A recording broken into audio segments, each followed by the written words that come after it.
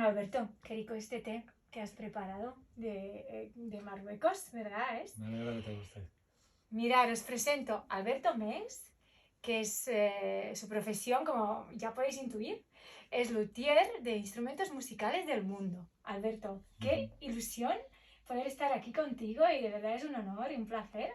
Así que ahora que sabes que yo estoy con esta emoción del festival que estoy organizando en Guadarrama a finales de agosto, es una entrevista para mí contigo imprescindible para que todos que vengan y quieren conocer instrumentos del mundo, ancestrales y todo tipo de instrumentos, eres la persona más adecuada de contarnos tu historia y sobre los instrumentos y todo lo que te apetezca, claro.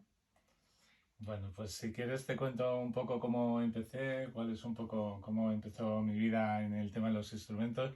Yo soy una persona que afortunadamente nací sin televisión y eso me permitió tener mucho tiempo para todo. Y curiosamente, aunque en mi casa no había televisión, mi padre trabajaba en Radio Televisión Española. Ah, mira. Y en mi casa todo lo que no había de televisión lo había de música. Mi hermano tocaba muy bien y tal, y yo me sentía muy atraído por el mundo de la música. Y bueno, pues desde muy pequeñito me gustaba hacer manualidades y entre otras cosas pues hacer instrumentos musicales. Me acuerdo que posiblemente uno de mis primeros instrumentos eran flautas con unas cañas y bueno, tipo los payones de las gaitas y tal. Y mira, tengo aquí para enseñarte uno de mis primeros instrumentos. Este instrumento lo hice con 11 años. Por favor. ¿Vale? Como sabes, antes se comía mucho magro de cerdo. Sí, claro, la típica lata, claro. Esto está hecho con una lata de magro de cerdo, con un palo, con unas hembrillas a modo de clavijero y con unas cuerdas de... Los que se ponían los cuadros, ¿no? A colgar en la pared. Con lo que se ponían los cuadros. Y esto es para pescar. Y eso ha sido para pescar, por así decirlo, ¿no? Este instrumento se llama la cerdolina. La cerdolina, claro, no puede tener Ese otro nombre. La cerdolina. Y bueno, entonces tenía 11 años, pero con 13 me hice una versión eléctrica con un fonocaptor que tenía aquí y con ella participé en el Trofeo Eurovilla de Madrid tocando en el Rocola. Era la época de las Vulpes, de las Calle Dinerama, de la movida madrileña y la verdad que éramos el grupo más joven que participaba en el certamen y tuvimos mucha suerte de que los punkis de allí no nos escupieran, que era lo normal que se solía hacer allí, ¿no? Sí, ¿no? Entonces, bueno, yo no veíamos tele, pero mi padre sí tenía un proyector de 8 milímetros y allí proyectamos unas películas, porque mi padre era muy aficionado al cine. Piensa que mi padre con 17 años se hizo un proyector de 9 milímetros y medio. O sea, que él ya era muy artesano, ¿no? Y bueno, pues una de las cosas... Y muy despierto, porque muy sí, inventor. muy despierto porque mi padre se quedó muy pronto al mando de toda la familia y tuvo que espabilar. Tuvo que dejar la carrera, tuvo que... vamos, tuvo que cuidar a todos. Dice, ¿qué música es esta de las películas, de los dibujos animados, no? Me dijo, eso es jazz. Digo, jazz. Digo, ¿y qué es el jazz? Y entonces mi hermano me dijo, mira, el jazz es que uno hace una melodía y luego improvisan sobre ella. Y dije, madre mía, anarquía musical. Digo, eso es lo mío. Eso es lo mío. Y entonces junté a 3 amigos e hicimos un grupo pues con lo que había antes, ¿no? Los botes de colón, las tapas de sartén, el organillo de pilas que teníamos y tal, ¿no? Y así era nuestro grupo, un poco de jazz, ¿no? Y bueno, empecé porque me encantaban los instrumentos, sentí una atracción muy fuerte por ellos y a todo el mundo que sabía que se iba afuera le pedía que me trajera algo, ¿no? Le decía una flauta que te cabe en el bolsillo, flauta que te cabe en el bolsillo. Y entonces muchas veces iban y por el camino se encontraban otro instrumento y en vez de una flauta pues me traían otro instrumento, ¿no? Y así fui haciendo acopio de instrumentos. Luego ya... mi vecina se casó con un boliviano y entonces le di dinero para que me trajera un charango que hay ahí puesto, unas flautas y tal, ¿no? Y con todo eso pues yo hacía mis cosas, ¿no? Siempre me ha gustado la variedad, ¿no?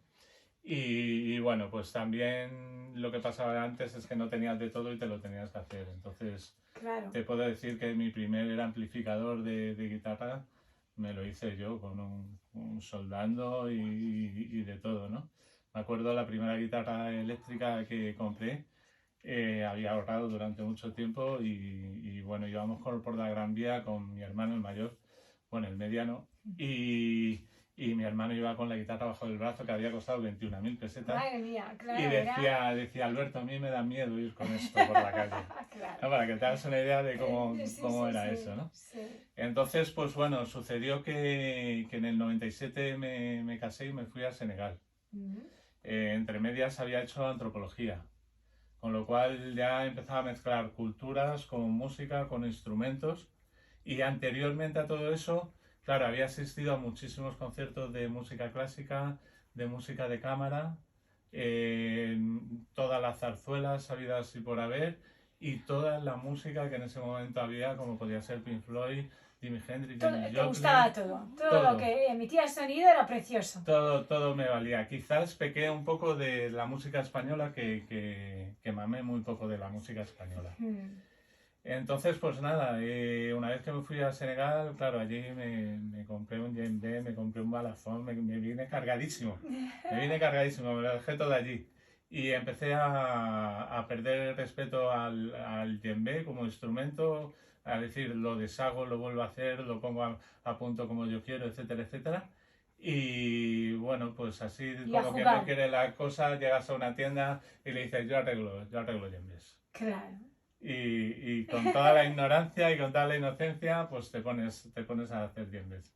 Y a partir de ahí se desarrolla todo, ¿no? Empiezo a tener muchos contactos con África, con alguna tienda, y empiezo a elaborar instrumentos de todo tipo, ¿no? Actualmente tengo una colección de más de 1000 instrumentos de todo el mundo. 1000 instrumentos de todo el mundo. Porque, bueno, me encanta viajar también, y una de mis partes cuando viajo, pues es ir a buscar los instrumentos que todavía te faltan. Típicos de allí, sí, los que claro, todavía me faltan. Sí. Mi padre me regalaba siempre por mi cumpleaños un instrumento. Sí. Y ahora cuando la gente me dice, te voy a regalar un instrumento, digo, no, que no vas a acertar. Claro, déjalo que ya voy yo al país de origen y me lo compro ahí. Efectivamente. De hecho, las personas que yo también me rodeo, les pasa eso. No, yo instrumentos me los compro en el sitio de origen. Claro. Que viajan por el instrumento, ¿no? Claro. Los viajes los programan donde hay esos instrumentos que ellos quieren comprar. Claro. Y es maravilloso, me parece increíble viajar, música, y además que tu pasión ha ido por hacerlos, ¿no? De construirlos. Sí. Y arreglarlos cuando necesitan, es increíble. Efectivamente. Qué Mira, bueno. ahora por ejemplo, bueno, vamos a ver. Te puedo contar algunas cosas que estoy desarrollando. Sí. Estoy desarrollando mucho las liras. Las liras, que además en este punto en el que tú estás son fantásticas, porque son muy terapéuticas, sí.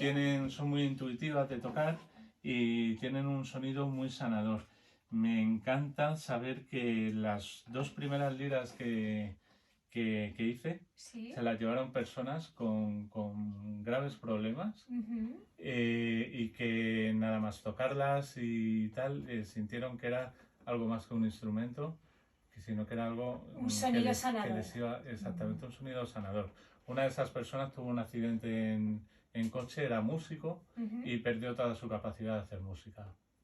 Entonces, la mujer, junto con esta persona, se fue a hacer un taller con un músico que hay en Barcelona, que daba taller de liras, ¿sí? Y que yo le había mandado unas liras.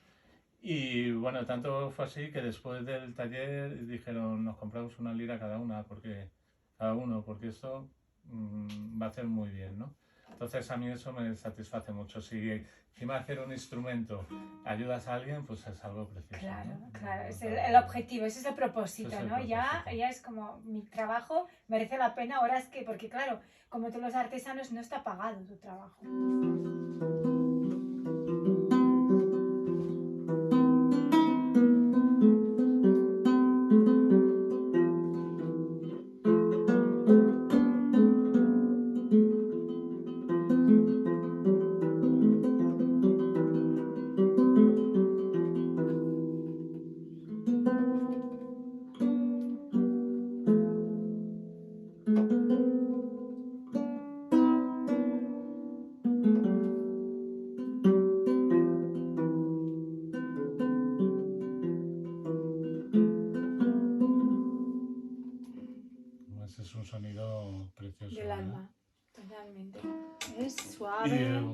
qué bonito, por favor. Es una combinación también de muchos países. Esas calabazas vienen de Níger, de la etnia Peul. Sí.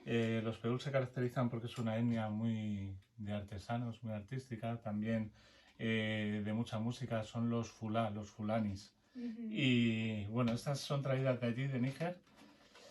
Y bueno, la piel viene de Turquía, por ejemplo, el mástil es saya, el clavijero es una madera africana, o sea que lleva una combinación de muchas partes, ¿no? Sí, una energía de... De una energía, efectivamente. Luego lleva el hueso, que es muy importante para que suene bonito. Sí. Y bueno, pues este es uno de mis trabajos actualmente, ¿no? Actualmente, qué bonito. Te quiero enseñar, mira, algún instrumento curioso. Muchas veces lo que hago es, pues, instrumentos que ya existen, hacerlos de alguna otra manera, ¿no? Por ejemplo, esto es un udu. El udu viene de Nigeria, de la etnia de los Ibo, y son los que son de barro, parecidos a estos. De barro, sí. Pero yo lo que he hecho es, con una calabaza que traigo de Mali, hacer un udu, de forma que sea menos frágil y también tiene el sonido un poco de la calabaza, ¿no?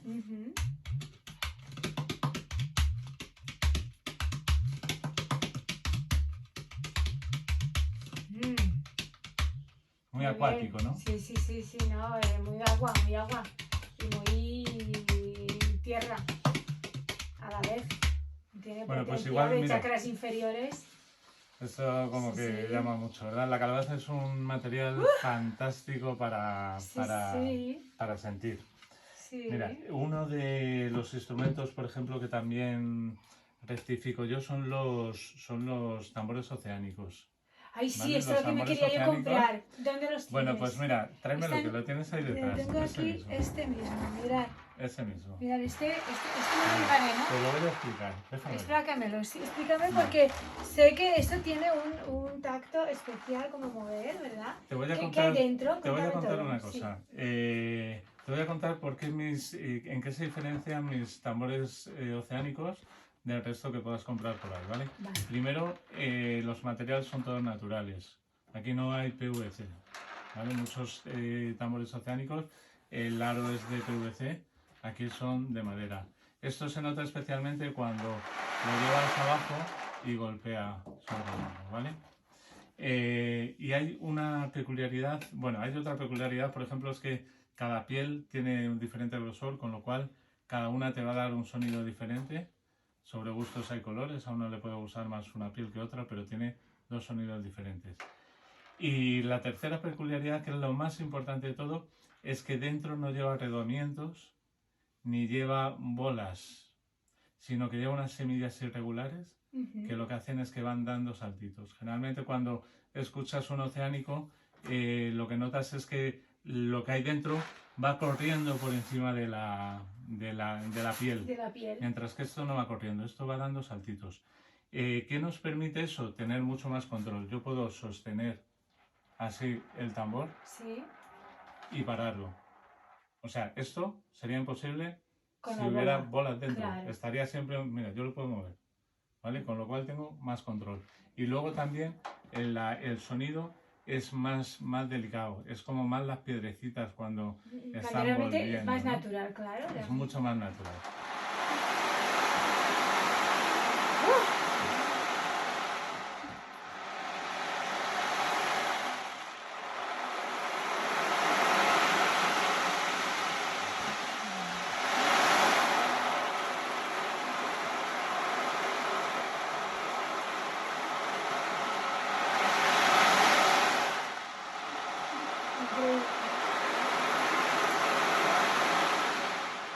Es tener el océano dentro de la habitación. Es impresionante. Y lo paramos en seco. ¡Pum!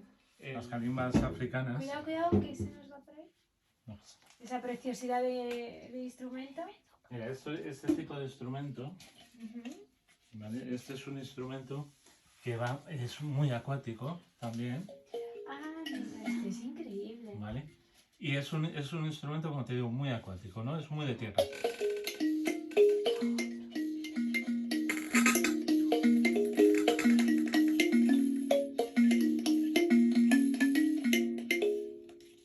estás en tierra.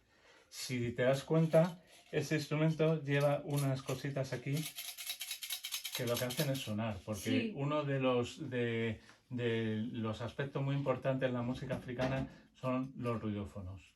El sonido no es puro porque no es puro tampoco en la naturaleza. El sonido tiene algo más que el propio sonido, ¿no? Y entonces muchos instrumentos llevan este tipo de ruidófonos. Como ven, los instrumentos nos pueden llevar donde queramos, ¿no? Sí. Y hay que saber elegir cuáles. Pues mira, te voy a enseñar, de esos instrumentos, te voy a enseñar uno de Mozambique. Sí. Esos instrumentos, su origen es sobre todo la zona de Zimbabue, Mozambique, el sur de África, ¿no? Por decirlo. Mira. Este instrumento se llama embira. ¿Vale? Embira. Porque la calimba, dependiendo de sus características, en cada zona se llama de una forma. Ese instrumento tiene unas láminas a una altura y otras láminas a otra. Hay una embira en Mozambique que es la embira de los ancestros y está dividida en dos. En una hay láminas gruesas y graves y otras láminas a otra altura también más o menos graves, ¿vale? Y por otro lado está solo láminas agudas. Se llama la embira de los ancestros porque es cuando se toca es una conversación familiar. Las láminas más gruesas representan al padre y las que están por encima representan a la madre. Y las láminas que están izquierda, que son todas finas, representan al hijo. ¿Por qué? Porque los padres son los que hacen la base. Entonces en la música estas láminas siempre están haciendo la base. Siempre están dando la base, mientras que los niños siempre están... Y son los que hacen la melodía. Bueno, pues os voy a enseñar cómo suena esto, que no tiene en absoluto nada que envidiar a la alemana, ¿no?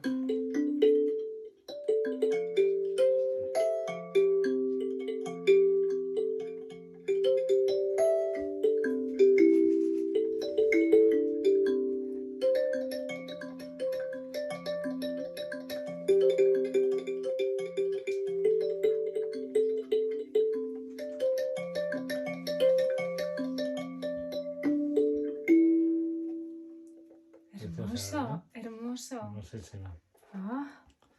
Es que te trasladan te llevan te allí. Conectan. La música siempre nos ha emocionado, nos ha hecho reír, nos ha hecho de todo. Te hace sentir, ¿no? Te hace ir adentro. Bueno, te voy a enseñar más instrumentos míos. Ahora te voy a enseñar algo más sencillo, ¿no? Esos son cuernos que traigo también de África y que, bueno, los preparo yo para hacer la llamada, ¿no? Espera. Bueno, ahí pero esto pones, en corte falso.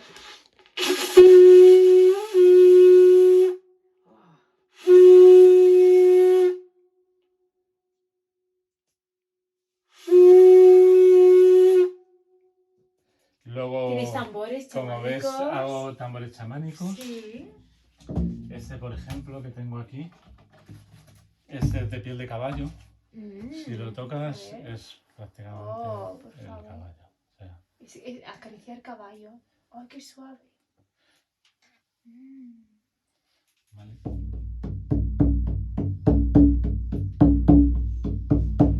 Aquí en el caso de los tambores, hay que saber siempre que dependiendo de la baqueta,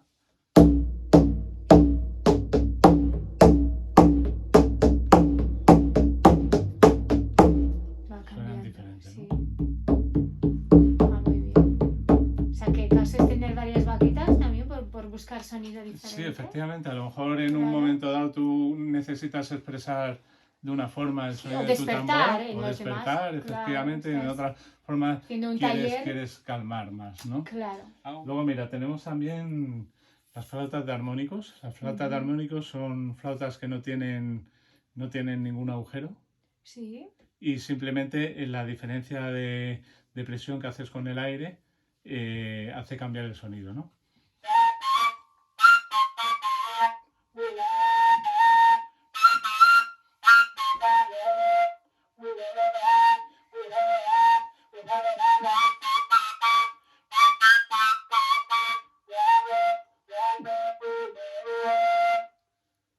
Increíble, ¿verdad? Increíble, o Está sea... bonita. ¿Cuánto arte tenemos nosotros mismos también dentro? Ojo, ¿eh? Hombre, te voy a decir una cosa. Mira, los ¿Sí? instrumentos afinan, pero nosotros también tenemos que afinarnos. Claro. Si nosotros no nos afinamos antes de tocar el instrumento, aunque el instrumento está afinado, Sí. no se produce esa magia. Claro. La magia se produce Con tu cuando vibración. el instrumentista, el músico y el instrumento están afinados. Sí. Ahí es cuando se produce la magia. Claro. Si no hay por una parte afinación, hay un Estoy de acuerdo desacuerdo. completamente con eso, sí, sí. Además, eso se siente. Se Eso siente se de la siente, persona claro, que efectivamente. está resonando. Qué Efectivamente. bonito. Sí, Y bueno, realmente somos sonido. te voy a contar algo de simbología en los instrumentos, ¿vale? Este Sí. instrumento se llama Chefteli. Es un instrumento,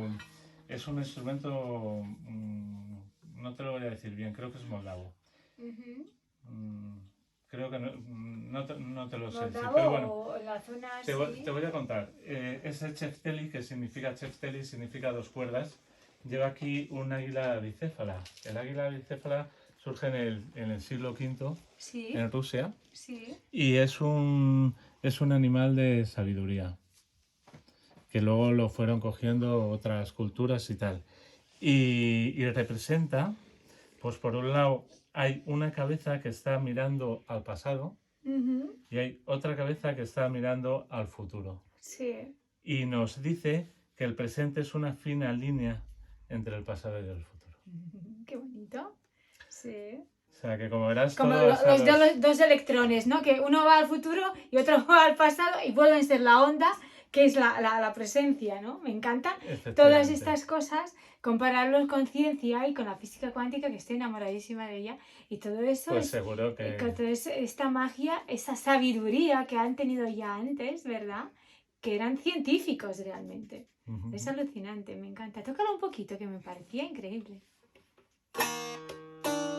Espera, ¿eh?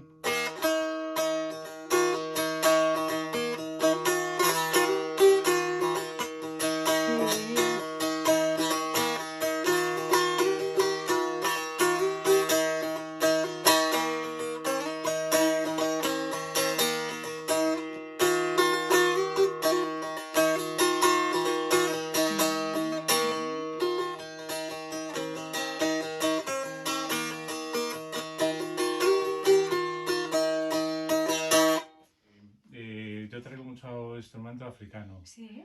Y claro, los europeos tenemos el sistema temperado, ¿no? Sí. De 440, en el que un La es una cuerda que vibra 440 hercios y es lo que suena con la.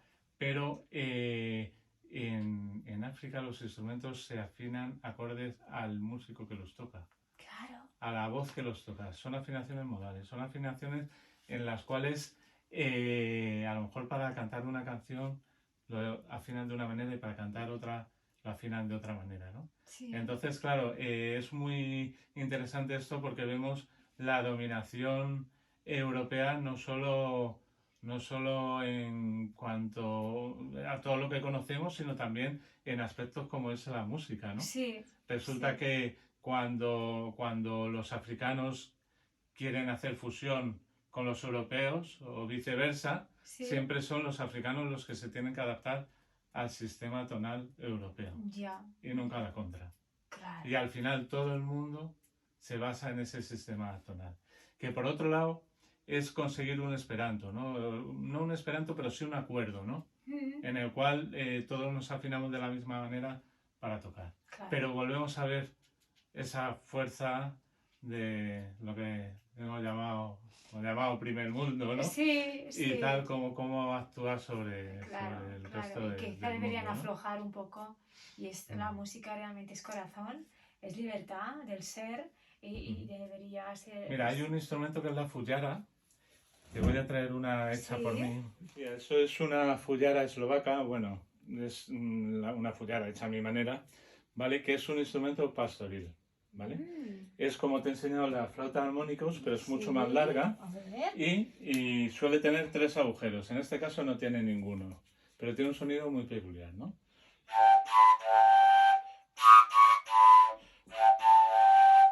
Vale, pues ese instrumento, al ser un instrumento pastoril y único, nunca ha tenido afinación. ¿Qué ha pasado? Que ahora, con el tema de la fusión, ese instrumento se intenta tocar junto a otros y entonces ese instrumento se afina. Pero en origen, al ser un instrumento solitario, no tenía por qué Claro. Ahora lo tener entiendes que afinación. yo, que soy eslovaca, no puedo ser afinada. ¡Ay! Claro, ya lo entiendo perfectamente, No, que no es es un que no seas instrumento. afinada, es que estás afinada contigo Eso, mismo. claro, Pero puedes no eso. estar afinadas con los demás. Ya lo entendéis todo, ¿no? ¡Qué maravilla! ¿Tú no lo sabías, lo de Eslovaquia o sí? No lo Ahora sabías. que me lo dices, No lo sabías, ha no sé si coincidido. acabamos hablando. ¡Qué maravilla! Sí, sí, sí. Oye, Alberto, y esa frase tan famosa tuya, que la veo muchas veces decir, que toda mi vida es un agradecimiento. Bueno, mi padre nació en Filipinas, estuvo allí y vivió durante 8 años, ¿vale?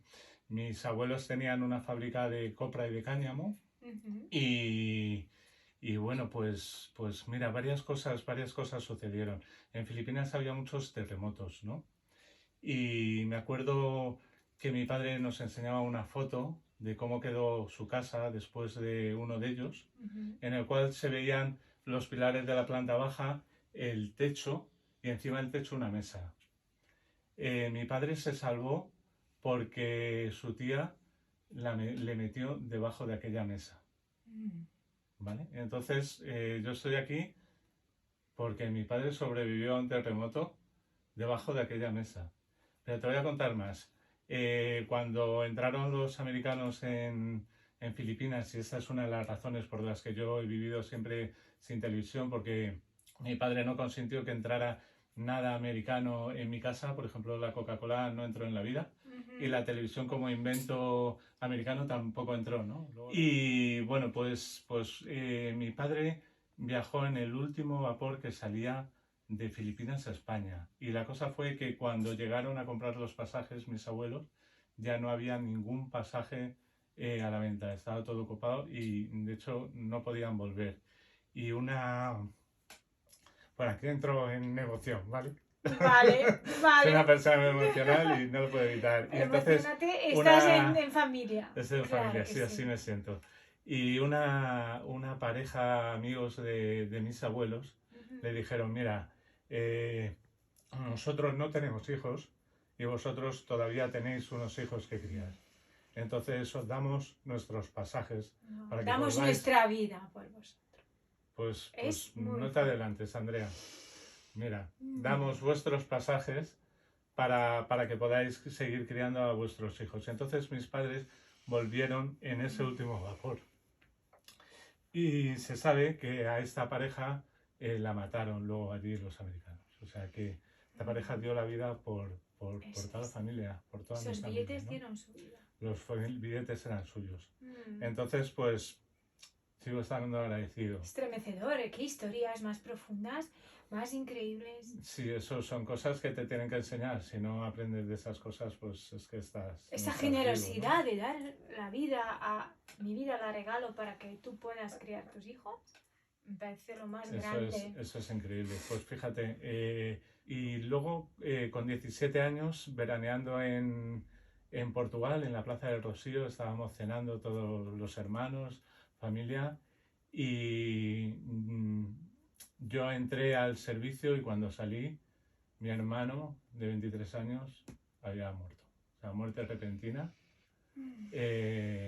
Bueno, pues la verdad que un impacto muy, muy fuerte. Era una persona que vivía al 100%, que amaba mucho la vida, que había vivido en sus 23 años lo que otros hubieran vivido en 50 y muy generoso con todo. Era una persona espectacular.